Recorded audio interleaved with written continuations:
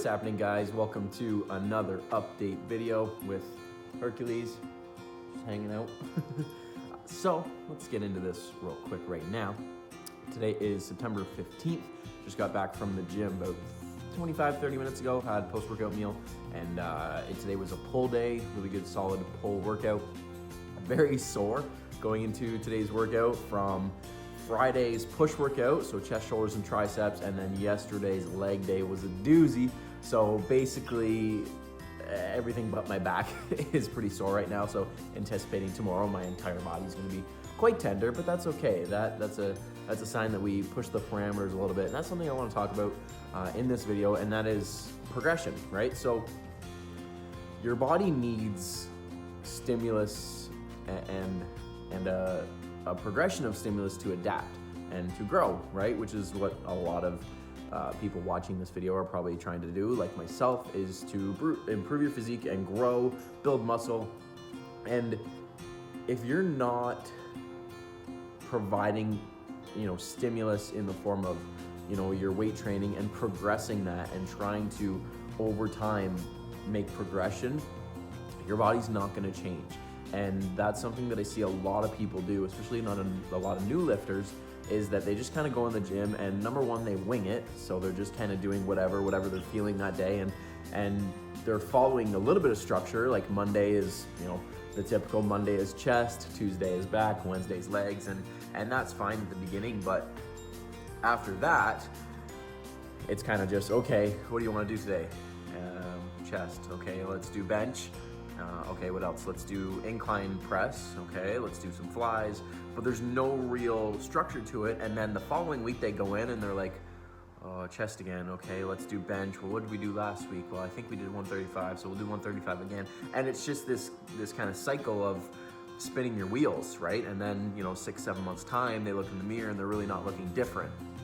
And that is because they're just not progressing, right? They're not making those improvements. So when you go into the gym, this is why I think tracking your stuff and logging your training sessions is so important, because you can look back. So for me, for example, when I go in, I can look back and say, okay, what did I do last week? What did I do the week before, for example, and say, okay, my goal is to beat that. Whether it's more weight, whether it's another rep, whether it's tacking on another set to get a little bit more volume in, whatever it is, that is progression, right? And that is allowing me to push myself and over time see improvement. That's why you guys have seen these update videos or follow me on Instagram and stuff like that. Like I'm posting, training videos and stuff like that. So you can see like, okay, for my deadlift, for example, a couple weeks ago was 460 pounds. Now it's 470. Or my bench, it was 250. Now it's 260. Like over time, making those incremental increases in weight or reps or whatever it is, that will lead to results, okay? If you're going in and you're doing the same thing week after week after week, month after month, heck, year after year, don't be surprised when you're like, man, I look the same, what am I doing wrong? Maybe I'm just not genetically gifted. Maybe it's because I'm natural. Maybe whatever it is, everybody's gonna have every excuse under the sun. But they're not willing to look at what they're doing and be like, okay, is what I'm doing effective? And that's something that I think a lot of people need to kind of step outside their head a little bit and look at what they're doing and maybe be a little bit honest and say, no, what I'm doing is not effective, and that's fine. But that just means that you need to learn, right? You need to educate yourself, whether that's reading or listening to podcasts or watching videos on YouTube like this one, or hiring a trainer, hiring a coach. Like there's a wealth of knowledge and information out there. You just got to seek it out. And, going back to the point of progression, having that book, for example, that I use, or an app or a notepad on your phone, whatever it is, you can look at. So for example, today I did, what did I do that's a good example? I did, so I've been doing this rope pull down, right? So I hook the tricep extension rope on the top of the pull down and do pull downs. Been a big fan of that for the last little while. And last week I did 150 pounds, I think, for 9. And then I did a back off set of 130 pounds for, I think, 12 or 13. So my goal for those 2 sets today was to beat those numbers. That's all I needed to do. In my head, as long as I beat those numbers, I could walk away happy with those sets. So sure enough, I fought for it. We got 150 for 10. Mind you, it was a hard 10, but it was 10, so that's another rep. And then I ended up squeaking out 130 for 15, right? So that's an extra couple reps. Now, over time, that's what results in change, right? If I was to just do 150 for 9 again, and again, and again, and again, eventually, 2 things are gonna happen. It's gonna get easy, and that 9 isn't gonna be a hard 9 anymore, which means you need to do more reps, or you need to up the weight a little bit. And 2, it's not gonna be enough stimulus for your body to grow. Your body needs that stimulus. It'll get used to things very, very quickly. That's why when you start a new program or you add some new exercises in, the first 1 or 2 sessions, you're so sore. But then after a while, you don't get sore anymore. And that is your body adapting, and that's when you need to say, okay, my body's used to this now. How can I challenge it? Okay, we're gonna up the weight, or I'm gonna add, shoot for another rep or 2, or I'm gonna do, a drop set at the end and change it up. Like there's so many things you can do. It's just doing those things, right? And doing them for a long period of time. So that's something that I wanted to touch on in this video, and the subject of progression and making sure that if your goals are to change your physique, and again, specifically in bodybuilding, you need to be shooting for progression all the time. Every day, every session, every week, every year, every month, always shooting for progression. So let's get into the last few sessions. So this past week, been really tight in the front of my delt into my pec, and I need to take care of that because it might come back to haunt me a little bit later. And I know that'll be just stretching and rolling it out, taking like a lacrosse ball or tennis ball and getting in there and loosening those tissues up. But when I was going into my push workout on Friday, I was warming up and could just feel the tightness, and it's probably part of my job over the last 2 weeks, which if you guys have been following those videos, these upload videos, it's been like drywalling and painting and stuff. So it's just those motions that have just been really tightening up kind of my pec and shoulder. So went into the session a little bit tight, but we hit some decent numbers. Got 265 for 5, and then I got a little bit of a challenge going on with a buddy of mine, and it's a race to 315 on the incline bench. And I was going into this session with a little chip on my shoulder because he got 260. So last week was 260, and then this week I was going for 265, and he did it before, and he got 265 for 5. So I was like, okay, like I gotta match that or beat it. So I did 265 for 5, which I was happy with. And then on the second set, I was like, you know what? Screw it. Put 270 on, and I had 5. And you guys will see the video. My buddy that was spotting me, he just touched it, and like I don't know if it was enough to consider it a missed rep or not, but it bugged me. It really did. I was a little pissed at him, and he knew it. But I take this seriously, right? So I get a little fired up about it. But yeah, so I got the first 4 all by myself, and then that last one again, he just had his hands under it, and I don't know if he touched it. He doesn't really even know if he touched it, so I don't know. I'm gonna call it 4 for argument's sake, but like there was probably 5 in there if he didn't touch it. And then we did a back off of 245 for 9 or 10, I think. You guys will see the footage and you can count it. It's 9 or 10, I think.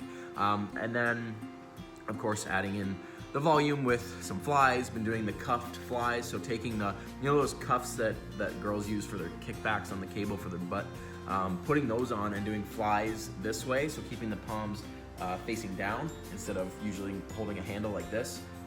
Take the cuffs, put them right around your wrist so you actually don't have to hold anything, and just get a good squeeze. Very, very big fan of that exercise. So give that a shot if your gym has those cuffs, or just go on Amazon and buy them yourself. I think they're like 10 bucks. And then we did a bunch of shoulder work with lateral raises and overhead, and some tricep work to finish. Then yesterday, worked out with a client of mine, Aaron.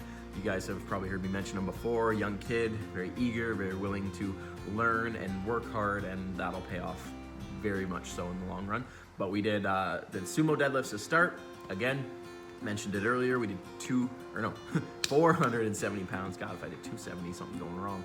470 for 3 sets of 3, and it felt good. I do notice, again, I think I mentioned this in the last video, when I put the thin plates on, I don't know if it just kind of makes the weight more central, but whatever it is, when I do the bumper plates, that widens it a little bit. It does feel more comfortable and a little bit easier to get the weight up. So we did 470 for 3x3. Then we did squats. That was a bit of a change up. So usually for squats, I'll do 2 sets of 8 to 10. This week I wanted to go a little bit heavier, just was feeling it, wanted to test it out a little bit. So we did 300 for 10, and then 365 for a set of 5. And it was a good set of 5. There might have been 6 or 7 left in there, maybe 8 if I really wanted to fight for it. But after the deadlifts, my nervous system was a little fatigued, and was pre-fatiguing my lower back and glutes and hamstrings a little bit. So I capped it at 5 reps with 365, so I was happy with that. And then we did the banded leg press, we did the lunges, the leg extensions, all that good stuff, the quad death, basically, for lack of a better term, and we were both very, very dead by the end of it. It was a very good leg session, and surprisingly, for being at the end of the day, yesterday I had to train late. I didn't get to the gym till about 6:30 p.m. and didn't walk out till 8:45 by the time it was all said and done. So it was a late session, which for me is out of the ordinary. Usually I'm kind of if it's after work, it would be like 4:30, and then so I'm done by the time I had started last night. Or on the weekends, it's kind of like late morning, 10, 11 o'clock is kind of prime time. So it was a little bit different yesterday. I wasn't sure how I was gonna respond, but I actually had a really good workout and felt good. So that was always good. Then today, Carrie, my fiance, and I went and did pull.